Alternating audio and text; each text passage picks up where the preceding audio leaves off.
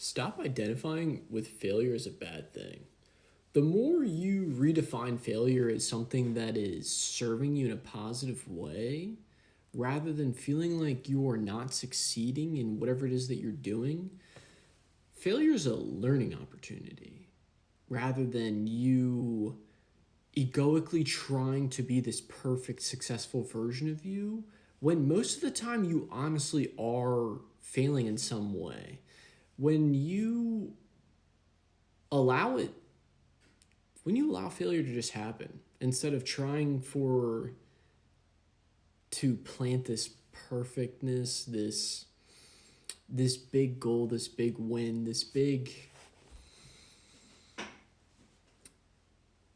need for external validation for your reality to be a specific way, rather than just allowing it to be this one step successful process of changing the course of your direction to who you truly authentically are, and understanding that it does take time and that there will be moments of really good days, okay days, and bad days, and then there's going to be these really amazing fucking days of those big wins, and just happiness or enjoyment and love and gratitude and purity in your authenticity of yourself and your divinity as well, rather than always trying to seek perfection or seek this external societal conditioning of who you think you need to be, rather than allowing yourself to learn and try new things to be who you truly are. That actually makes you happy. That's fun to be, rather than constantly working to be this version of you, physically, mentally, emotionally, and spiritually. The success is in redefining yourself, transmuting the illusions, and redefining, I already said that, and being who you truly are in a beautiful and loving way, in a pure way, in an authentic way. And when I mean by pure, I mean by your heart. Unconditional love, grace, intimacy, openness, innocent, your inner child. And that there's no true loss. You're not actually failing. And there's no reason to fear failing. Fair. There's no reason to fear. There's no reason to fear failing. And there's no reason to fear success as well. Because fearing success is the polarity of fearing failure. Because you could fear success because it means that who you've been is you're realizing is a lie. And you've been denying and avoiding this taking of action of your authenticity and self and what actually makes you happy and fun and love yourself.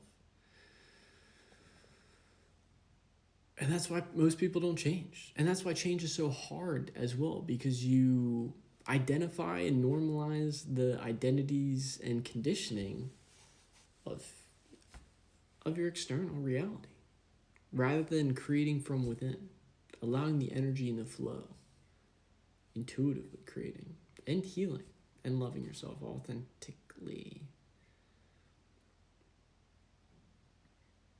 And if it was so easy, everyone would be fucking doing it. That is not the case. But that's why it's so beautiful. That's why you know people are different and unique and authentic, truthful, honest, when they are themselves and it speaks.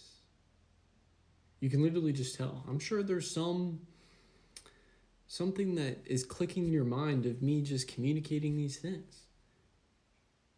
Because I've done these things. I've been on this journey of healing and redefined myself over and over and over again. It's not like it's just one big life-changing moment. It is day in and day out of transmuting and healing yourself into being who you authentically are. To love yourself more and live a life that I want to live and am happy with, and know that I authentically am me, rather than trying to fit a puzzle piece into reality, be a puzzle piece that fits into reality, that is comforting to other people rather than being comforting to me, being authentically who I am. And there's so many aspects, because the more you, for me, I tried to fit in quite a bit,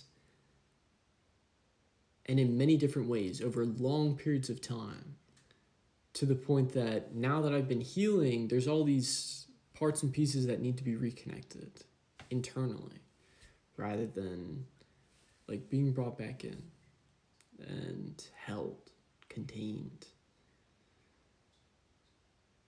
and embodied, crystallized into who I authentically am, to be able to embody more of my authenticity, my spirituality, my light, and my love.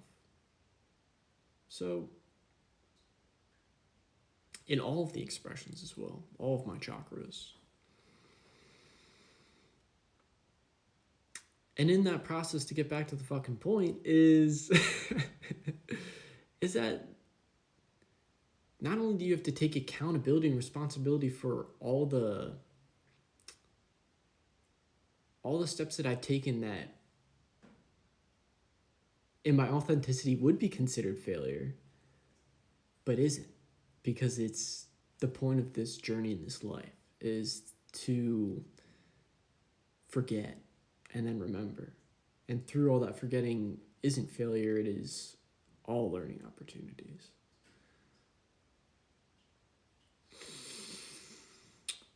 So, I mean, you could define it. I could define 20 something, 25 years of my life of probably like 24 years of my life trying to conform and not be who I authentically am as failing. But there were successes in there as well, in that external, there are memories of that, but they will never live up to the 3 to 4 years of me on this healing journey of the step-by-step process of learning what it means to be me. And those small wins and those really big wins of re-embodying myself and being my truth and authenticity. I wasn't expecting this to be this long, but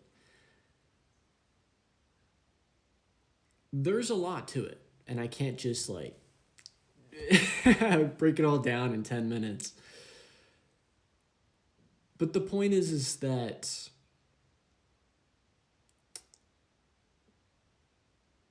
there's a lot of parts of me that were denied and conditioned to fit in the external narrative. And now I'm redefining all of those failures, those opportunities of remembering myself and being who I authentically am. And falling back in love with myself in that truth, in that, I keep on saying the same words, the authenticity, the alignment, the resonance, the harmony of me and who I truly am, and being that loving being that I truly am, and not seeking it outside, not, because that's where the fear of failure is, and wanting the comfort of the routine and not changing is those external wins that are for external validation and approval rather than what is actually fun and not even a win, because every moment is a win. Me just being me and who I am is a win, is success. Every opportunity is a success. Every way that I'm learning how to be more of myself is a success. And it might be hard to absorb that because this is about to end. I'm gonna do this in 60 seconds. It can be hard to be open-minded to that, because ultimately the version of you that does not believe what I'm saying, that is not open to what I'm saying, and I deal with this deceiver as well, is that they're the one that needs it the most. They're the one that denies it the most, that knows it is the most true, that is crying out to you the loudest to be acknowledged and heard, to embrace that change, to see it as a success, to stop that cycle, the suffering, the pain, to learn the lesson. And that is the realest truth. So, failure is opportunity. Make the change. See the opportunity. Believe in yourself.